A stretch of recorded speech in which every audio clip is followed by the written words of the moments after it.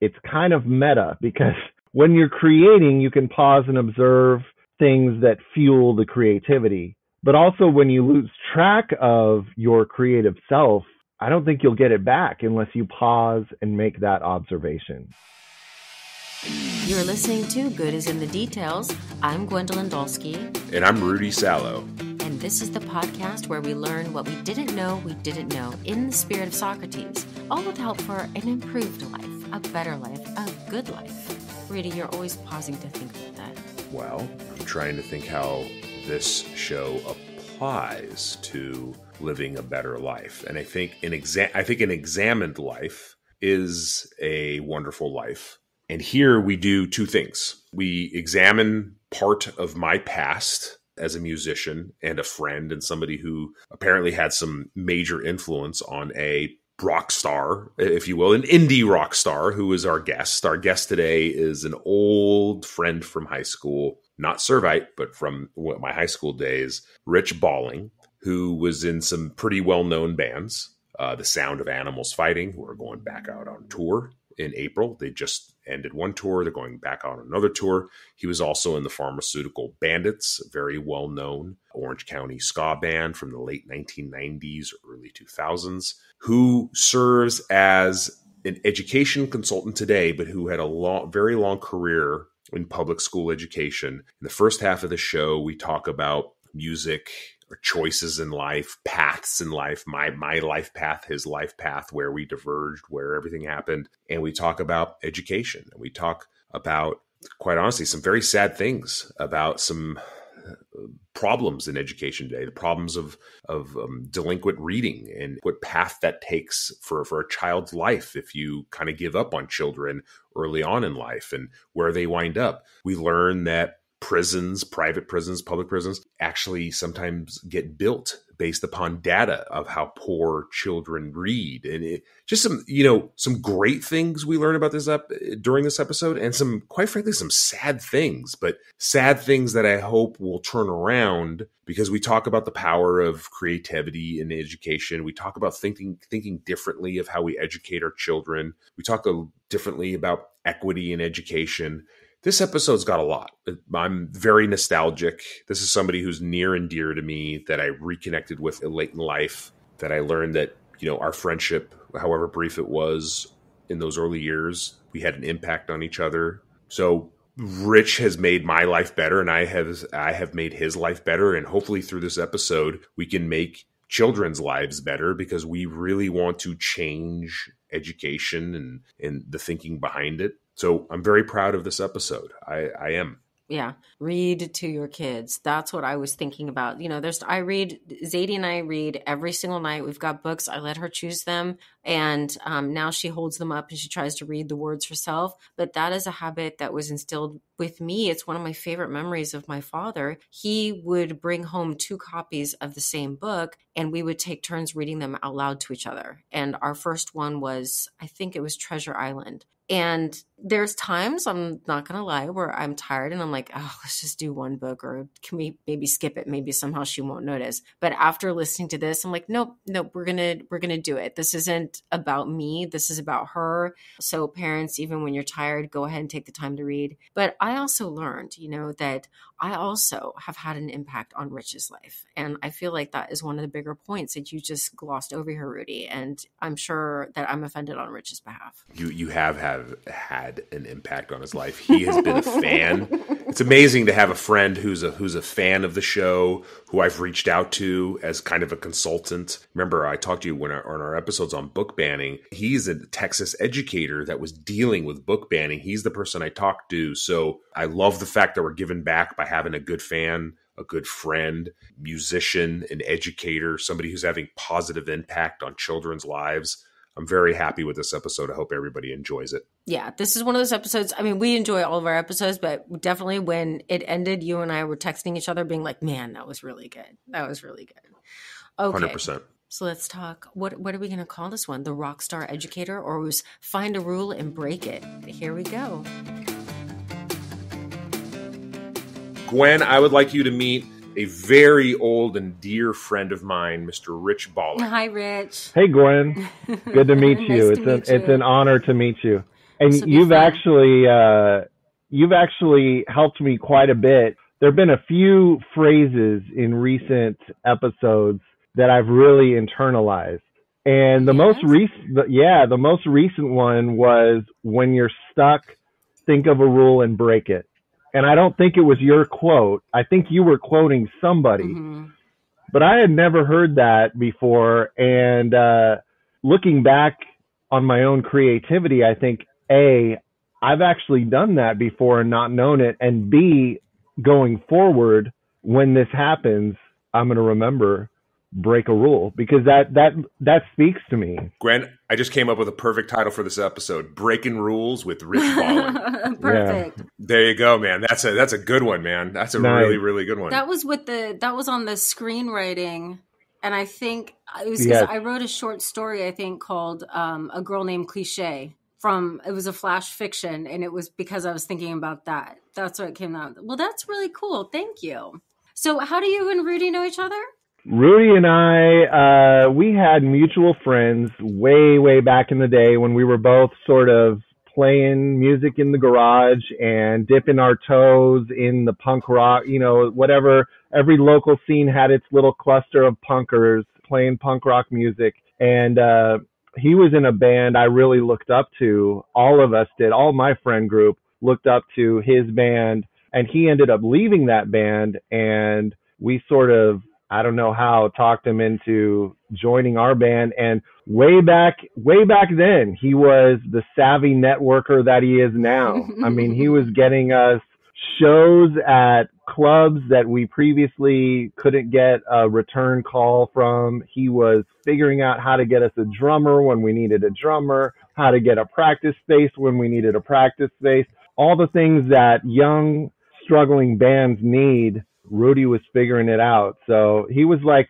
Better Call Saul before Saul. Oh my God, dude, that is I swear I'm going to start crying. That's the nicest thing anyone has ever said to me, because I've told all of my friends who ask, what's the greatest show that depicts what's it really like to be a lawyer? And I said, forget every show in the world. There's only one you need to watch, and it's Better Call Saul. Not because of the criminal element, because in order to be a successful lawyer, you must, within the rules, break rules. You must think outside the box. You must constantly be networking. You must constantly need to be connecting people. Dude, that is the greatest compliment I have ever received. One really quick little adjustment to the story. I was kicked out of the band by our dear friend Darren.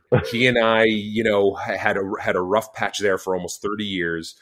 Over the COVID pandemic, we got back together. We hugged it out. He apologized, and he told me something that was very, very nice. He said, the worst thing I ever did to my musical career was kick you out of the band. I said, what are you talking about, dude? You're one of the greatest musicians I've ever met. He goes, bro, first of all, you're a phenomenal bass player, but I needed the networking, marketing brains. I didn't have that. That was all on my shoulders. And that hurt for 20 years. It was all on my shoulders, and it eventually crumbled. Like, I needed you to take that onto your back and run with it. So the band that I went and I joined Rich with, and our other good friend Joe Enriquez, and I also brought a Servite kid, Dave Ellis, into the band. Gwen, he was a year below us. It was my revenge band. I said, all right, I got kicked out of one of the greatest punk rock bands in like, this little area of LA County, Orange County. I'm going to beat that band by getting us into all of the best venues in Southern California, and I did it. For sure. It taught me something. It taught me, when I put my mind to something, no matter what obstacle is ahead of me, I will achieve it with passion. So, dude, thank you for bringing up that story. Now, here's where things diverge. I went on to college. I eventually, I joined a couple of bands in college. First 2 years of college, I was hardcore into punk. Wound up, the last band I was in was left out. We recorded an album, and I said, I'm done. I'm committing my life to the law. Right. Mm-hmm. And I did the law thing. You can hear a bunch of episodes. The law thing worked out great. But eventually I had to get back into the creative arts in order to bring back happiness. You, on the other hand, had an amazing musical career after you and I broke up, and even after the bands that you were in that Dragon Repellent, kind of formed into. You were in Pharmaceutical Bandits. You were in a whole bunch of other bands. Like, tell us a little bit about your life after high school and into music and eventually becoming an educator. Yeah, for sure. What's interesting is a quick thank you to you, because I never thought about this before, but like in that era of my life, you getting us, our small little garage band, into those venues gave me a taste of what it was like to perform for even 20 people. And that, my friend, is like a drug that I've been chasing for the last 25 years or whatever. I'm your first pusher. I'm your first. That's another nice thing. You hear all these nice things that we're hearing about me and Gwen. I think that's where it all started, for better or for worse, and it's been a blessing and a curse ever since. But I don't regret anything, you know. So yeah, I had kind of an interesting trajectory for a while, and it ended and went to education, and similarly to your pursuit of law, and I'll get to that in a second. But just briefly, after our time together, yeah, you know, I was a band nerd from fourth grade all the way up until college. And so when ska music was big, being in Southern California, it was just a natural entryway. When I saw a classified ad that a band needed a trombone player, that was it, you know, and that ended up being the RX Bandits. And we started touring and we got a record deal. And that was just more catalyst, more impetus to like chase this feeling of, you know, all my insecurities go away when people think I'm important for 30 minutes, and then I'm willing to drive 8 more hours to the next city for 30 more people to think I'm important for 30 minutes. And so it's just, that's awesome. Yeah. Throughout that time too, there was other little things that my trombone got me. Like I got to play on the Bloodhound Gang's album, Hooray for Boobies, which, as silly as that sounds, that album went platinum in 13 countries. So the song, you know, that Discovery Channel song that was huge at the turn of the century, You and Me Baby Ain't Nothing But Mammals, that one, I'm not on that song, unfortunately, but I am on the album. And during my tracking of my parts for that album, I was messing up so much that I was just really frustrating myself. I started cursing the microphone, and that ended up being kept as an extra track on the album. Remember when you used to buy CDs and there was like silent tracks till you got to like track 23, and then there was like a hidden track? Yep. The hidden track ended up being me cursing the microphone or whatever. But on the platinum record. On the platinum record. On the platinum record, which is super fun. But yeah, ska music really got me around, got the network going. And this is where, after about 7 years of touring all over the United States and Europe, I had this feeling that, you know, I don't know if it was just fear or what, just being raised in a family that, you know, you go to college, you take care of business, you make responsible decisions, right? And after being in a van with the same group of dudes, day in and day out, at some point you start to question your life choices and think, what if this band dream doesn't work out? What am I going to do? Well, education had always been something I was interested in, thanks to my 7th and 8th grade English teacher, who I think every educator can probably trace back their journey to some teacher that inspired them, right? I started getting into that, and one day backstage at the Fillmore in San Francisco, it was a sold-out show. We were opening for Newfound Glory. I was in RX Bandits at the time, and I remember telling the band, like, hey, I got to finish college. And so long story short, went to college, Cal State Long Beach, got a bachelor's degree in English education, did my student teaching in Huntington Park, at Huntington Park High School, which is where they filmed the original Grease movie. It's in central LA. And nice really, music connection there. Very good. I like that. I see it. Yeah. So fast forward through the future, I'm going to college, working at Hot Topic. I noticed that Hot Topic doesn't have, you know, they have everything music related, shirts, pins, stickers, paraphernalia, whatever, but they didn't have any books. And so that's what led me to, throughout my years touring, tap into that network that I had met over the years and say, hey, let's make a poetry book. Ended up calling it Revolution on Canvas, got a book deal with Time Warner, put out 2 volumes of that book, and it's a collection of poetry from people in bands, and most of it's terrible. But really, come on now, man, come on.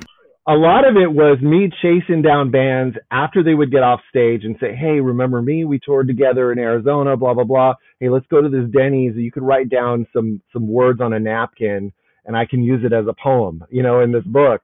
And anyway, it was really cool, though, and empowering because we got lots of fan mail at the time from people buying the book that were saying, this is the first time I was ever excited about a book, this and that. It tapped into a demographic that a lot of other things didn't. So that was called Revolution on Canvas. There was volumes 1 and 2. At this point, it's like a $2 buy on Amazon. But that was further empowerment to just continue to chase the next thing and the next thing. And it also gave me a taste of, hey, you can go to college and be responsible, but also keep following this music thing.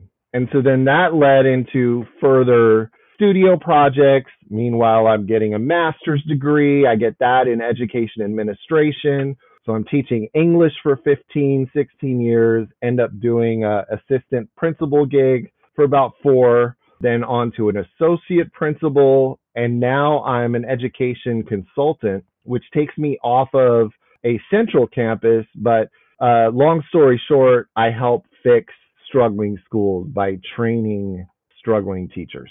And still do music because the guys in that first band, RX Bandits, play with me in The Sound of Animals Fighting, which just did 3 weeks of tour, very successful dates where I saw you last. That's sort of a messy thing. But along the way, I taught special ed. I taught middle school. I was adjunct faculty at Cal State Fullerton doing music business for their College of Communications. Taught AP Literature, was a content director for English at a charter district. So I've done all the things because I also have a family and I need a steady paycheck, and music, unfortunately, doesn't always bring a consistent, predictable stream of income. But something that you've said in previous episodes, Rudy, is just, this idea of being unhappy when you lose touch with your creative self. That resonates with me. An adjacent comment from Gwendolyn. Do you prefer Gwendolyn or Gwen? Everybody calls me Gwen, but I like the sound of my name. I like Gwendolyn. I like all the syllables. It's the first time I've ever heard. It was the first time I've ever heard her heard the name Gwendolyn. So, and she's obviously giddy over it. I say go with Gwendolyn. Well, I feel kind of sheepish about it because everybody says Gwen, but everybody is just in the habit of shortening somebody's name. I'm gonna start calling you Rue. I think that works. Which you're the first, Gwen. How many? We're well over 100 episodes. Nobody has even bothered to ask you how you want your name to be said. Look at this gentleman I bring onto this show. I mean, this is phenomenal. I'm kind of curious about the education, Rich. But Rich, keep going. What you said, you were about to say that I said something brilliant. I'm pretty sure that was like yes. That's absolutely. She loves that too. Yeah. She loves that. So the adjacent comment that's related from Gwendolyn is this idea that creativity is essentially the ability to pause and observe. And that resonates with me because I don't even know if you remember saying that, but you did. And it's true. It's true on multiple levels. It's kind of meta because when you're creating, you can pause and observe things that fuel the creativity. But also when you lose track of your creative self, I don't think you'll get it back unless you pause and make that observation either, like just in a meta context. But so, yeah, I'm constantly throughout my career in education have been trying to compartmentalize my 2 lives because on one hand, especially as a young teacher, I was always thinking, if I could tell stories about my band days, maybe I'll connect better with the kids and maybe I'll make like some sort of bigger impact as someone that feels more real. Man, that's a really, really good point. I mean, and one of the reasons why is I know this is going to sound crazy, but some of my friends who have older kids, not kids that are like teenagers yet, like some kids are like 8 or 9 or 10. And actually even a little kid in like my daughter's like kindergarten or whatever class, I actually connect with the kids through my love of film. Like they actually, like some of the kids talk to their parents are like, hey, we really, Elsa's dad or Alex's dad, can you bring him around more? Because we start talking about film and he starts telling us about this type of stuff. I actually do find it a lot easier to connect with the young through, passion for creative art. So I can totally see that. Yeah, for sure. But I was teaching in a more conservative leaning district. And so I was always afraid that if I revealed what kind of band I was in or things like that, I just didn't I didn't need people Googling me, and then parents that don't understand rock music, all of a sudden I'm like the new Chuck Berry or Marilyn Manson or something. So I kept it compartmentalized, and that's a weird kind of lonely place to be. And so at some point, one of those things gets sacrificed when they're not married. And so because of the family and the 9 to 5 as an educator, I really sort of leaned into that because it was who I was most of the day, every day, despite initially being attracted to education because it gave me some breathing room to keep creating art on the side. And so, yeah, when you become disconnected, hopefully people find their way back like you did. I feel like I did, and it took a while. And it was just in this last year when I decided at 45 to just like pour all of my emotional and financial resources into like one last run. Because truthfully, I feel like I'm in a bit of a midlife crisis. I feel like I'm at an age where I'm questioning, am I too old to do XYZ? And am I too young to do XYZ? And I don't know how to be or what to be. And everything feels like it has an expiration to it. Like I'm worried that if I don't make my impact or my legacy in music now, that it's going to be never. And then I'm going to just sulk as like an old man for the following, I'm starting to observe this a little bit. Gen Xers, right, dude? We three are Gen Xers. The way that we are going through our midlife crisis is way different than the boomers. The boomers bought the Porsche, or the boomers bought the this, or they got the divorce, or they got that, and they tried to fill things up with material goods. At least, not all boomers. I mean, I'm referring to stuff on the movies. I am talking to way more people of our generation that come to me, that probably come to you and say, man, I love that you're getting back into the creative stuff. I love that you're doing this. I love that you're chasing these passions, yet are able to keep your job. Like, what's going on? Part of them was like, well, kind of suffered a little bit of a midlife crisis. I saw how unhappy I was, and I figured out a way to like address it, and that's through creativity. You're doing the same thing. I mean, Gwen, is the reason why you do Good Is in the Details podcast, is this your midlife crisis as well? I know you have some questions for Rich, but I'm just curious. Have you ever thought about that conceptually? That is such an interesting observation. You are right. I mean, the midlife crisis from the previous generation was material stuff or women just getting a haircut. And now it's just this yearning for meaning and for creativity. And I have to tell you, so I saw not too long ago a family photo of when I was a little girl and my parents, and I realized that in the photo, I am older than my mom was in that photo. And yet my mom looks much older. Like what 40 looked like for her generation is completely different for now. And so Gen Xers are also aging differently because we see that there's so much more creativity. Like we're not confined to some sort of a box as to what our role is. There's been this movement and rejection. And so of being confined to roles. And so I think we're also aging differently. And that's why it's possible in your mid 40s to be like, I'm going to go back to creativity. But I think, you're right. I mean, for Good Is in the Details, there was a part of me that was like, I just want to do more with my life. I love reading philosophy. I love teaching philosophy. I just had suspected that there was more to do with it than the confines of the university classroom. Let's be fair to the boomers, too. I don't want to overly pick on them. They didn't have the internet. They didn't have, look what we're able to do. Yeah. Rich is right outside of Dallas. You're down in Fullerton. I'm over here in Manhattan Beach. We're able to sit here and have a conversation and record it, package it up, and send it out to the world. Like, I'm trying to be fair to the boomers. They didn't have the opportunities that we do. They had a whole bunch of other opportunities that they effed up, but we're not going to talk about that. Just joking, boomers.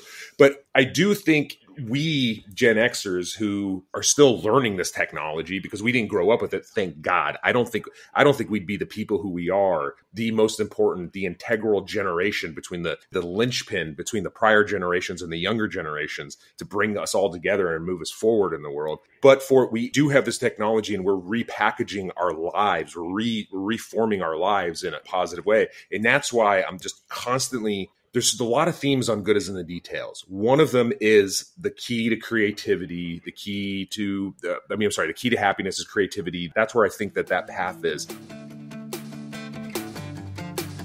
And now a quick break to tell you about our friends at Newsly. Newsly is an all-in-one audio super app for iOS and Android. It picks up on the top trending articles on the web on topics you choose at any given moment and reads them to you in a natural human voice. The entire web becomes listenable for the first time, all in one place. Browse articles from topics you choose and start playing. Stop scrolling and start listening. You can follow any topic like music, education, philosophy, transportation. And they have podcasts as well. You can listen to Good is in the Details. Download and use Newsly for free now from www.newsly.me or from the link that we'll have in the show notes. Use offer code THEDETAILS, and I'll also put that in the show notes. And now back to the show. Rich, you're in education. You're now an education consultant. What does the educational system that you've worked in, does it recognize the power of creativity? Is there a complete disconnect between, and I'm taking an expansive view of creativity. Do they see the importance of social media? Do they see the importance of like learning video editing, acting, the arts? Like what's going on the educational side that's wrong that you think can be fixed, or what do you think cannot be fixed? There is a lot going on. It's a very tumultuous situation out there in the educational landscape for sure. Let's see where to begin. In terms of creativity, here's the thing is day in and day out, kids walk into school every day. They may not know that they're asking this question, but they're asking, why am I here? And the battle for relevancy at school is the biggest battle that educators face, trying to make school feel relevant. Why are kids coming when everything they need is in their smartphone? From their perspective, right?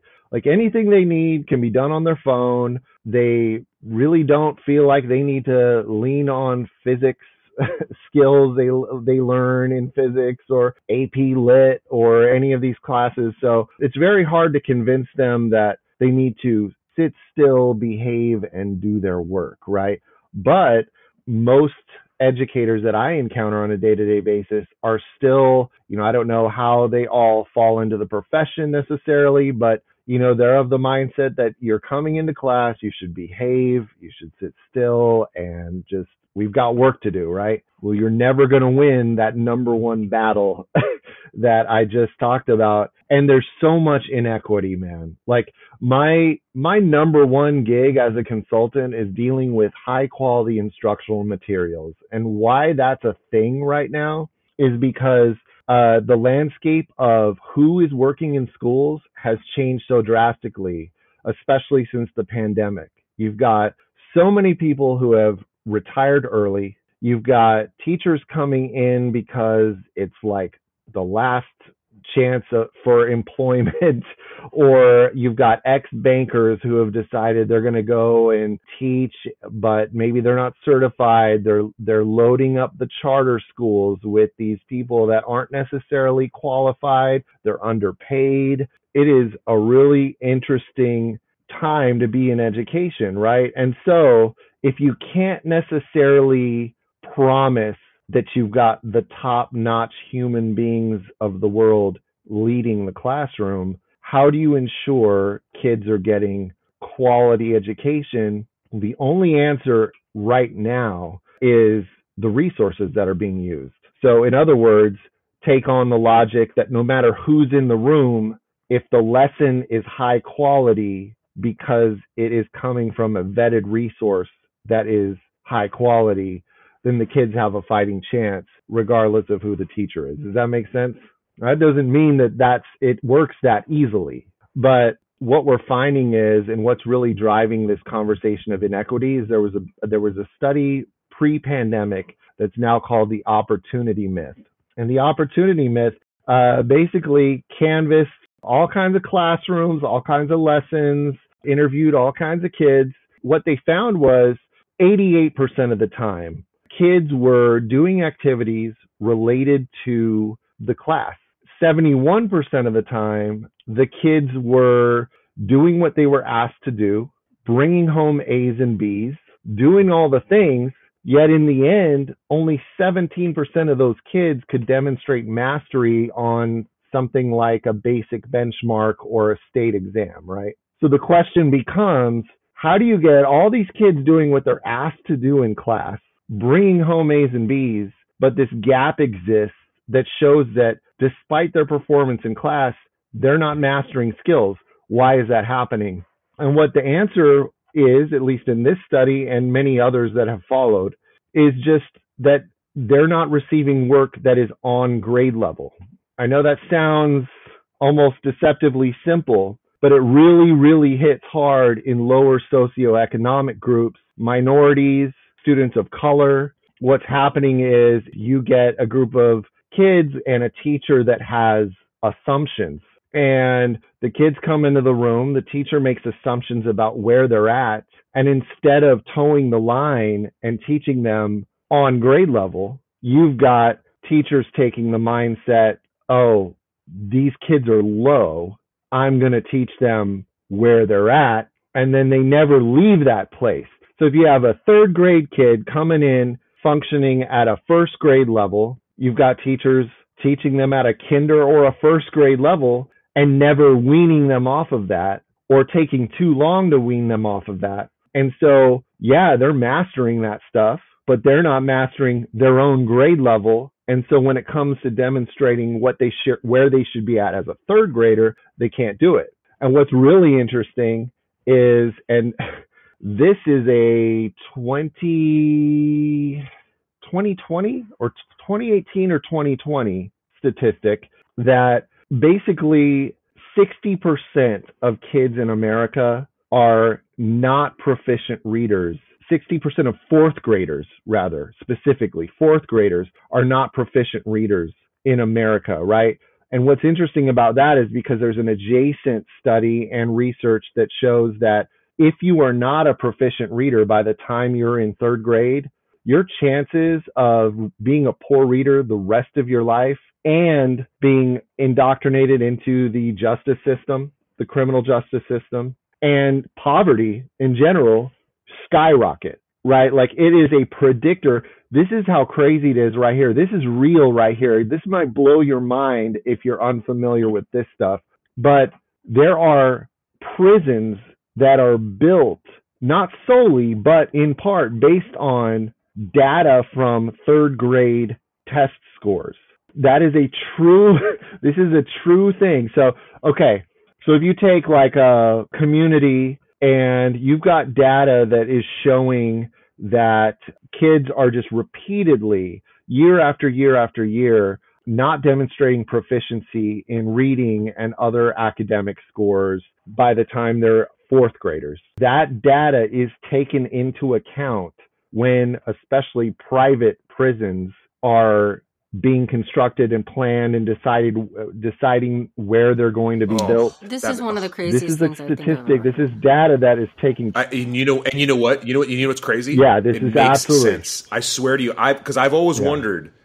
I always have wondered, how the hell do they come up with where they build private prisons? Like, seriously, because the reason why is because some private prisons are built with municipal bonds. There's a little like nerdy bond connection there. I don't work in that area. Some of my colleagues do. Yeah. So I've never actually gotten behind there and looked at the data as to, well, why are you building it here? And what Rich is saying is, this is one of the reasons why they build it here. And it's not the only reason, but it is data that is considered, and that is absolute fact. Most educators that have been around in like the secondary school area, like high school, middle school, they can tell you that they've seen this, like that this is something that occurs. That's wild. And that affects, again, low socioeconomic, students of color. These are things that really just hit that community super hard and can create this cycle that is extremely difficult to get out of. And when people say, when they question phrases like institutional racism or systemic or systematic racism, I mean, you can't get any more definitive than that with this sort of thing when you're looking at these kids as future commodities for your prison. That's insane. You have floored Gwen. I know. I'm just Gwen like, those wheels are turning. I could see it in her eyes right now. She's floored. I think, right, Gwendolyn. I'm sorry, Gwendolyn. Well, I would imagine some of this also hinges on parents and on reading at home. If parents aren't reading, I don't want to put everything on teachers and on schools, because this is also something that, you know, people do. If people have just, I think Americans overall have just lost this desire for reading, and everybody is 100%. on their phone more. But it just brings home the point to me that the importance of reading, that they show that, you know, with novels, if somebody's wondering, like, what is the relevancy of reading The Great Gatsby? I'm not going to use that on a job interview or something like that, or 1984. I'm not going to use that on a job interview. But the point is that reading, it enhances empathy better than any, let's say, philosopher, I think, could in ethics. You're not going to start to be a good person after reading Immanuel Kant. But maybe if you're reading stories and moral tales, then that enhances empathy. It's that quietness that allows for contemplation, and the way in which your mind can, I mean, I tell my students all the time, reading is absolutely fascinating in what it can do, because you have this small window of the way you can experience the world just based on the facts of your existence, the geography, the time, your gender, your ethnicity, your first language, your religion. Mm-hmm. But when you read, you have this opportunity that is totally human and unique to actually see the world, get a glimpse of the world from somebody else's point of view. And that is what it means to be human. And that's astonishing. And we have just culturally, I think, lost a sense of the significance of reading. It also helps with logic. You read an Agatha Christie book, I mean, you got to keep track of all of the characters and who's doing what. You know, I just am so sad by this statistic, because in this desire for everything to be so fast paced, and information seems to be trumping the notion of education and knowledge, and information and knowledge are not the same thing. And that seems to be the direction that we're going. Yeah, and there's a couple interesting things to run to what you just said. And that is, well, first of all, yeah, when it comes to teachers, make no mistake. I believe that 99.9% of them wake up every day with the intention of doing a great job. And I do not put the onus of this on to them. This is very much a system issue. And what I mean by that is teachers are essentially at this point being told what they're supposed to teach, right? And a lot of those are based on state standards, and state standards are often compiled by groups of people that are made up of large amounts of people that aren't even educators. You know, here in Texas, we've got all kinds of people from different walks of life that come together and put their heads together to decide what kids should know and what they, you know, shouldn't. And to that point, Rich, you're the person, sorry to interrupt, but really quick, Gwen, just so you know a little bit of background, I've actually referred to Rich on past episodes. Do you remember the book banning episodes when I reached out to an educator in Texas? Mm-hmm. That was Rich. I talked to Rich about that last year. We were in Vegas, and I told him, hey, we're right about to record an episode on book banning. What can you tell me? And he gave me some great examples. Sorry, Rich. Just wanted to give you some credit. No, for sure. And so this first comment is about books. So I like what you said. You know, you mentioned The Great Gatsby, Agatha Christie, things like that. Well, what's happened over the last 10 years is it has been decided by the powers that be that with the skill-driven mindset, kids need to learn skills, and we don't need to read a 300-page novel in order to teach, let's say, the skill of inference, or reading comprehension skill, or writing a thesis, whatever it may be. You don't need to go through the entire novel. Now, I disagree with that, because like what you just mentioned, along with other things like just following a character over an arc and learning from their conflicts and their problems and solutions benefits you, especially if you're a kid growing up now, when you're in a Twitter bubble and you're exposed to very limited points of view. If you're in a lower socioeconomic area, you're probably not traveling much. You may have never even been into a museum. And so reading a novel is a way of getting a glimpse of the arc of someone's life, the consequences of their choices. There's all kinds of things that you can pick up from there. But learning has become very it's in silos. We're teaching a checklist of skills. So rarely is there an opportunity to read a whole novel, in this case, in your average English class. There's that, but then there's also this idea of skills versus knowledge.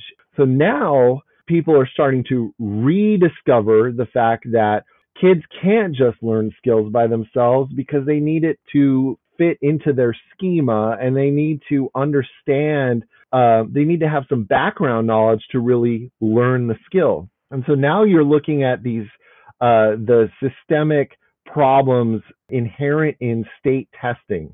And so if you are a kid and what you're being told is learning these reading comprehension skills, XYZ, are what's important, and then you're going to a state test to demonstrate your ability to master that skill, but the passage you're given is all about baseball.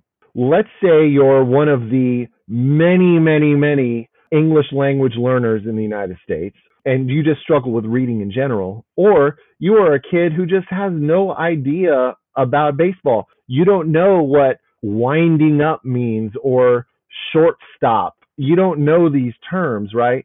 So what are you being tested on exactly on this state exam? Are you being tested on your knowledge of baseball, or are you being tested on the skill, which is the whole point of the exam, right? So you've got kids at a disadvantage if they don't know baseball in that particular example. So like in 1988, there was a study done where a group of researchers gathered a group of students and read them a passage on baseball. It was like a nice substantial paragraph on baseball, and then had them reenact it. The question for you guys is, who do you think did the best in this reenactment? Was it the kids that could read well, or the kids that had high knowledge of baseball? The kids that had high knowledge of baseball. But here's what's really interesting. If you were to put this data on a bar graph, okay, you've got high knowledge of baseball, high reading level, low knowledge of baseball, low and low, right? And high and low. So what's interesting is the kids that had a high knowledge of baseball and a low reading level were almost as successful as the kids that were high knowledge, high reading level. In other words, whether you are a high reader or a low reader doesn't matter. What determines your success in this scenario is your knowledge of baseball.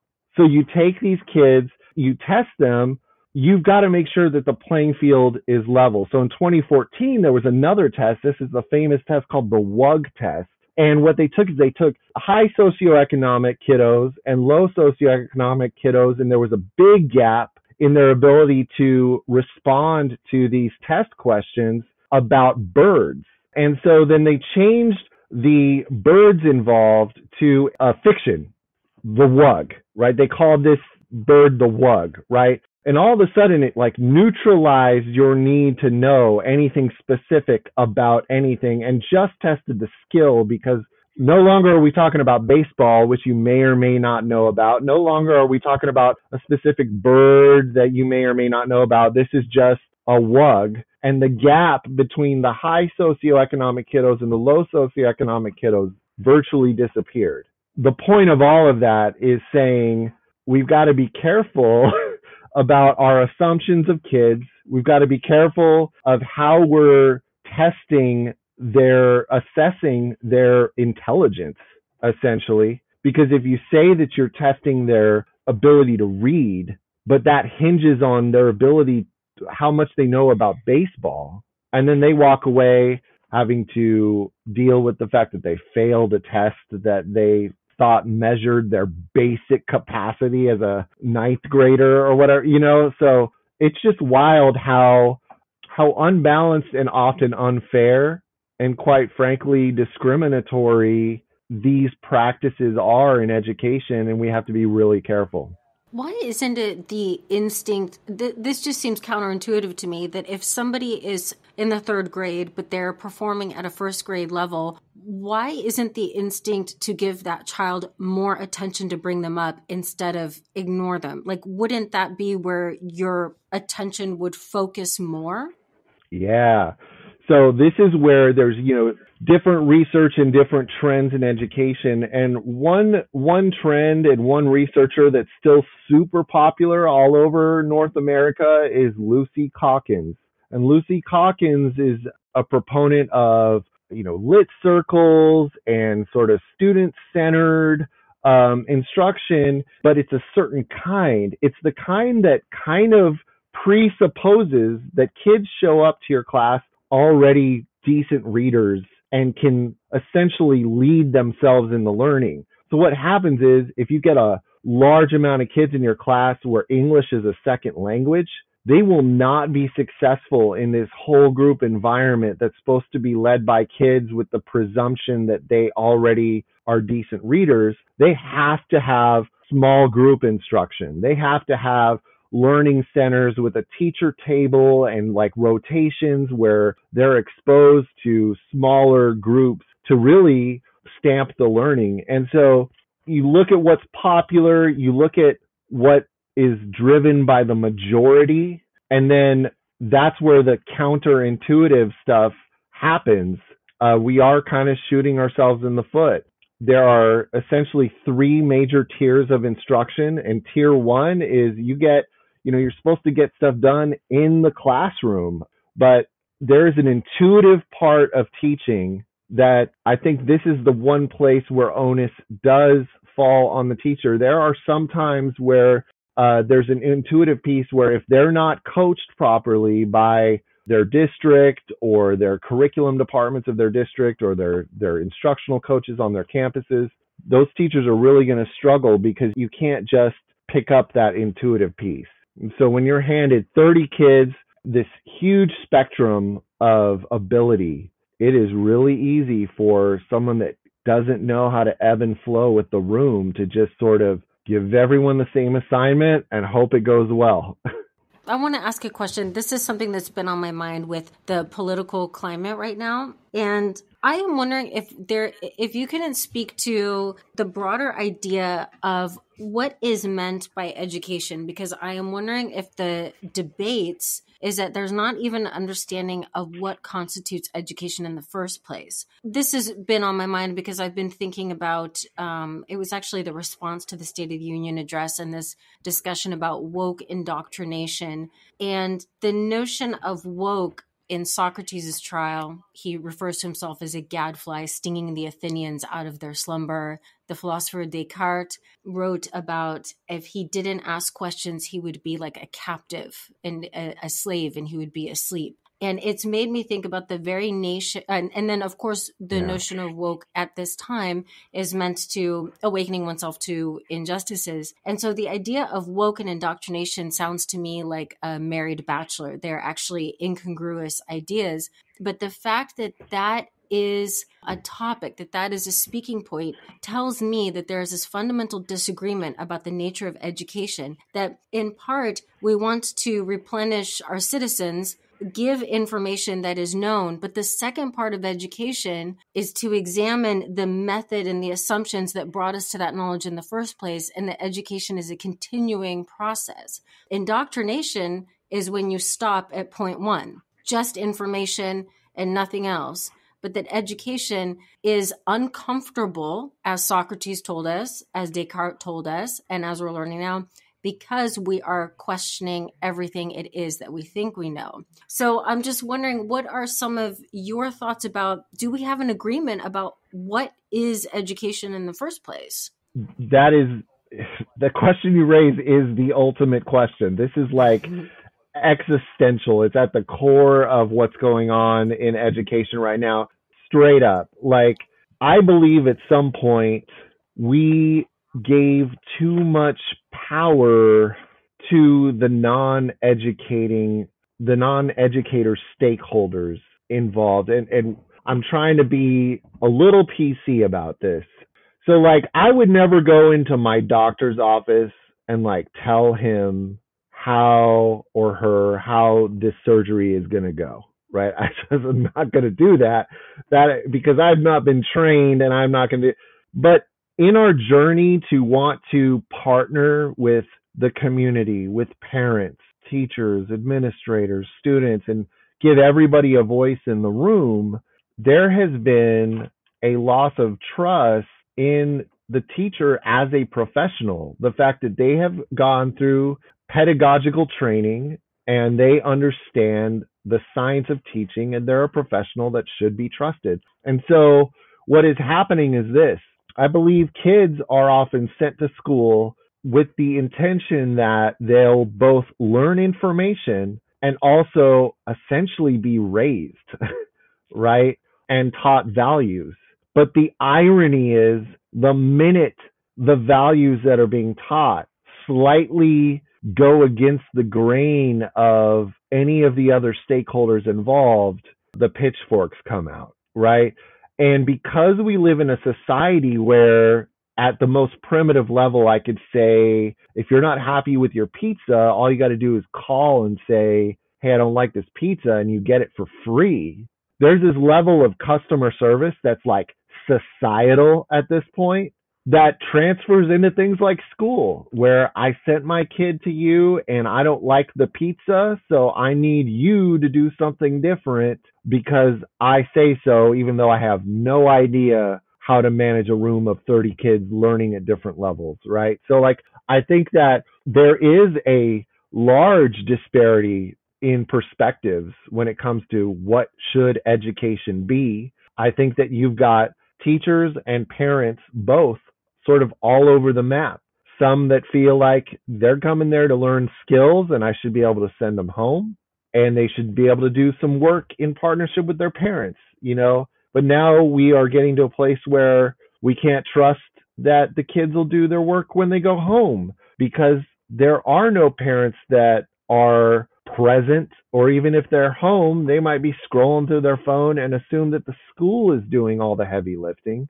Regardless, there's all of these stakeholders making assumptions about the other stakeholders, and there's a lot of blaming passed around and a lot of projecting going on, and it's brought us to a head really where I don't know what the future of education is going to look like.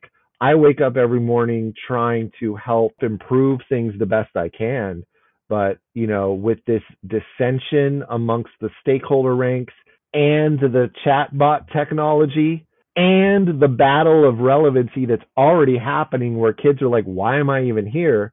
I would not be surprised if education looks entirely different in 10 years. If you had a magic wand and there would be something that could be a fix, let's say tomorrow, I would say my knee-jerk reaction, and this might be naive, but I just really feel like if we could close Pandora's box with the devices at school, it would be great. Like, I understand in a perfect world, cell phones and everything are now part of our fabric, right? And so because of that, we should be able to successfully integrate that into school and use it as a tool. But in the end, the truth is more immature brains largely have a hard time controlling themselves with the use of devices, at least when they're supposed to versus when they should have them put away. And it's really become a struggle. So now a lot of schools find themselves implementing these policies where they've got the calculator holders on the wall, and as soon as kids walk into class, they've got to put their phone up. But that's a huge battle that a teacher now has to fight. And you've got the liability if a phone breaks. I mean, there's all kinds of stuff that has just come with, you know, there are plenty of ways to get kids engaged that don't involve the phone. Most districts at this point have computer access. Even if it's not a one-to-one, there's computer labs, there's carts with laptops. there are ways to engage kids in the learning that don't just have them sitting in rows and reading and writing, in a rote way. So I would just love to see a world where we could go back and remove that distraction and all of the social pressure that goes with it.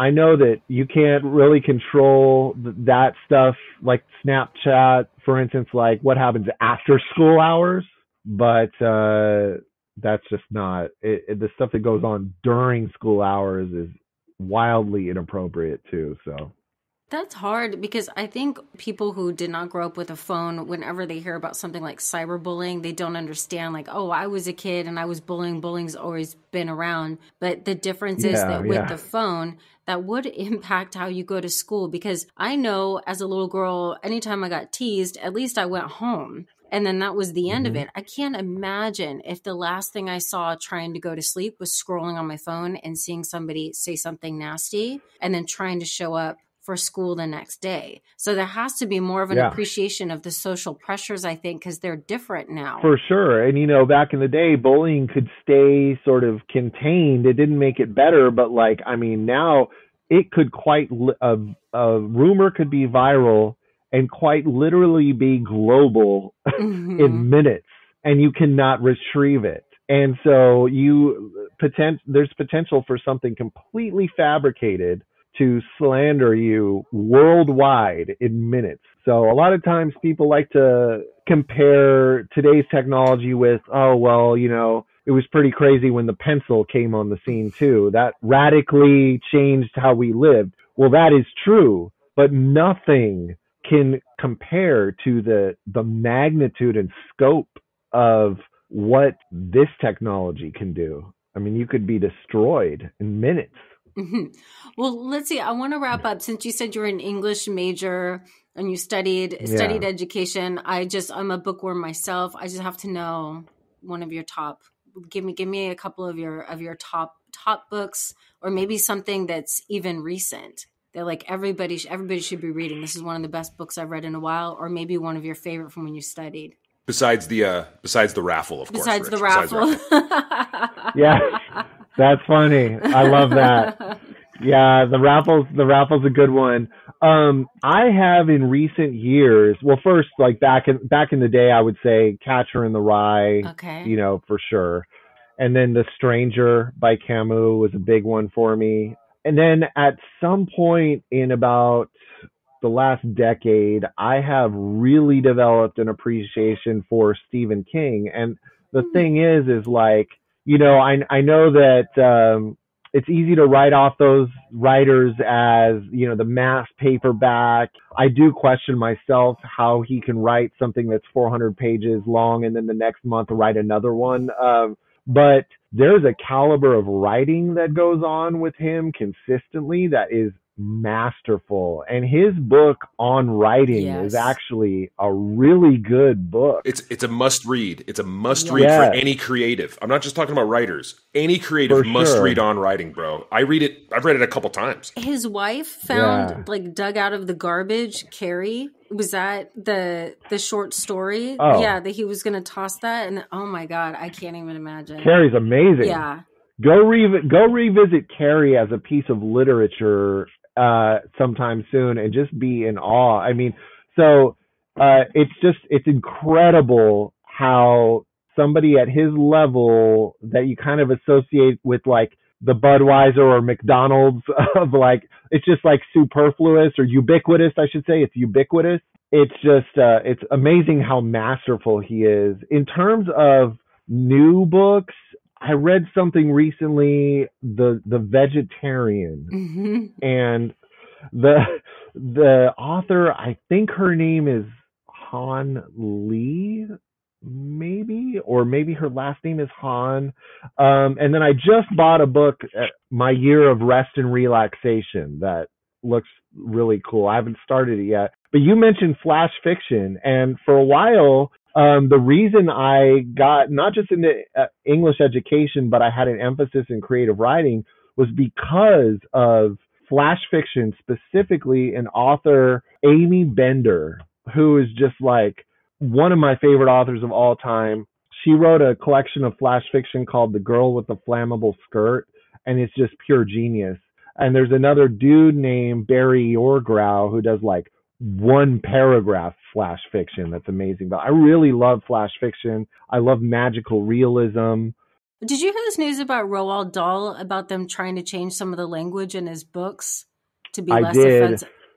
I did, yeah. And I also saw a number of places that were trying to ban his books just in general. And then there was one book of his in particular that was a target, and I can't remember which one it was, but yeah, it's just amazing to me. Like I feel like you can find something offensive in almost anything, and stuff that's been written in the past should be just preserved and learned from. You know, I don't know.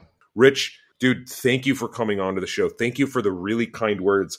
I'm seriously still like walking on a cloud for all of the nice things that you've said about me. You really are a good friend. You've had an impact on my life. I'm glad I've had a positive impact on your life. You've been a great fan of the show. Would love to continue these conversations. And if there's other things that you want to, if we went down a couple of paths here today that you want to come back and explore, please let us know. We'd loved having you. This conversation has been awesome. Yeah, thank you. Thank you so much. Thanks for the opportunity, y'all. No, man, for sure. You know, it's a really cool experience. I've never had to speak to anybody where like I've crossed the two compartments. You know, like I spoke earlier about how I compartmentalize the two parts of my life. I've never really married them in a conversation. So hopefully it was coherent. Dude, you were dropping some serious, not like a jaw-dropping knowledge. I mean, that honestly, that's what this show is about. Like, bring your passions, bring your day job, bring the thing you talk about. Let's talk about it. Let's have a conversation. Let's tell us something that we don't know. That's the premise of the show, is to learn what we know, or to learn what we know. When I'm terrible. What we didn't know, we didn't know. See, so there you go. Yeah, she's actually the marketing genius on this. And remember, when you're stuck, take the rule and break it. Yeah, I love it. Thanks, man. Good is in the Details is produced by Dr. Gwendolyn Dolske and Rudy Salo. If you're listening on Apple Podcasts and you're enjoying the show, please scroll down to the bottom and hit that 5-star review, or leave a review. You can find us on Instagram, Good is in the Details Pod. Take a screenshot of your favorite episode and tag us. We'd love to hear from you. Or if you would like to sponsor a show or potentially be a guest on the show, get in touch, goodisinthedetailspod@gmail.com, and you can join our book club and get extra content on our Patreon, patreon.com/goodisinthedetails. Okay, until next time, bye. That was a great show.